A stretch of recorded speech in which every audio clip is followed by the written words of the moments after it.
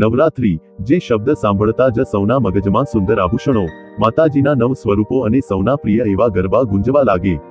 દર વર્ષે આવતો આ તહેવાર આમ તો સમગ્ર વિશ્વમાં ગુજરાતીઓની ઓળખ છે.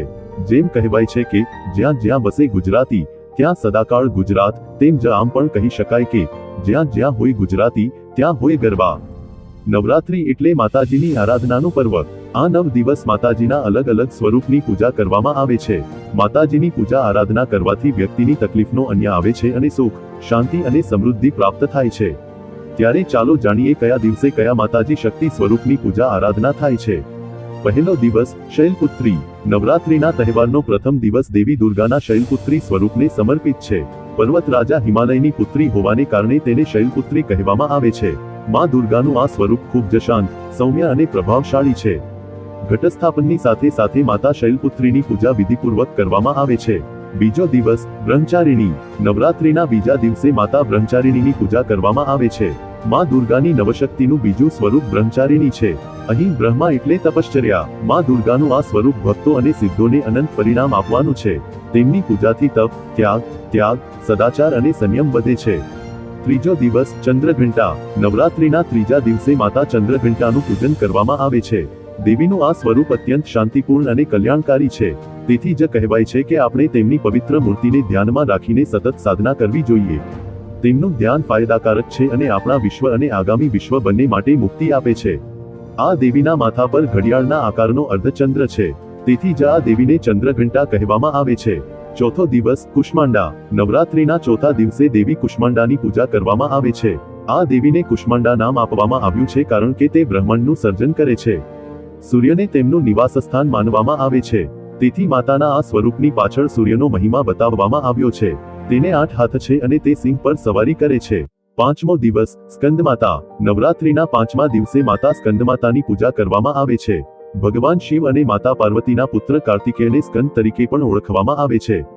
સ્કંદમાતા હિમાલયની પુત્રી પાર્વતી છે. તેણીને મહેશ્વરી અને ગૌરી તરીકે પણ ઓળખવામાં આવે છે. તેણીને પાર્વતી કહેવામાં આવે છે કારણ કે તે પર્વત રાજા હિમાલયની પુત્રી છે. છઠ્ઠો દિવસ, કાત્યાયની. નવરાત્રીના છઠ્ઠા દિવસે માતા કાત્યાયનીની પૂજા કરવાથી અવિવાહિત કન્યાઓને લગ્નમાં આવતી તમામ સમસ્યાઓનો અંત આવે છે અને તેમને યોગ્ય વર મળે છે. એવું માનવામાં આવે છે કે દ્વાપર યુગમાં પણ ગોપીઓએ ભગવાન શ્રી કૃષ્ણને તેમના પતિ તરીકે મેળવવા માટે માતા કાત્યાયનીની પૂજા કરી હતી. જો જન્મકુંડળીમાં ગુરુ ખરાબ હોય તો માતા કાત્યાયનીની પૂજા કરવાથી ગુરુ તરફથી શુભ ફળ મળવા લાગે છે. કાત્યાની માતાની પૂજા કરવાથી અજ્ઞાન ચક્ર જાગૃત થાય છે. સાતમો દિવસ, કાલરાત્રી. નવરાત્રીના સાતમા દિવસે એટલે કે મહાસપ્તમીના દિવસે માતા કાલરાત્રીની પૂજા કરવામાં આવશે. જેમ તેનું નામ છે તેમ તેનું સ્વરૂપ છે. માં કાલરાત્રીની છબી જોઈને ભૂત ભાગી જાય છે. આટલો ભયંકર દેખાવ હોવા છતાં તે ભક્તોને એક હાથે રક્ષણ આપી રહી છે. મધુ કૈતાબની હત્યામાં માતાનો ફાળો હતો. માતાનું ભય પ્રેરક સ્વરૂપ માત્ર દુષ્ટો માટે છે. માતા તેના ભક્તો માટે અત્યંત શુભ છે. ઘણી જગ્યાએ તેને શુભકાંડી નામથી પણ ઓળખવામાં આવે છે. આઠમો દિવસ, મહાગૌરી. નવરાત્રીના આઠમા દિવસે એટલે કે દુર્ગાષ્ટમીના દિવસે દેવી મહાગૌરીની પૂજા કરવાની પરંપરા છે. રાજા હિમાવનની પુત્રી તરીકે જન્મેલી નાની પાર્વતીએ શિવને પ્રાપ્ત કરવા બાળપણથી જ કઠોર તપસ્યા કરી હતી. આ તપસ્યા પછી શિવ તેમનાથી પ્રસન્ન થયા અને તેમનો સ્વીકાર કર્યો.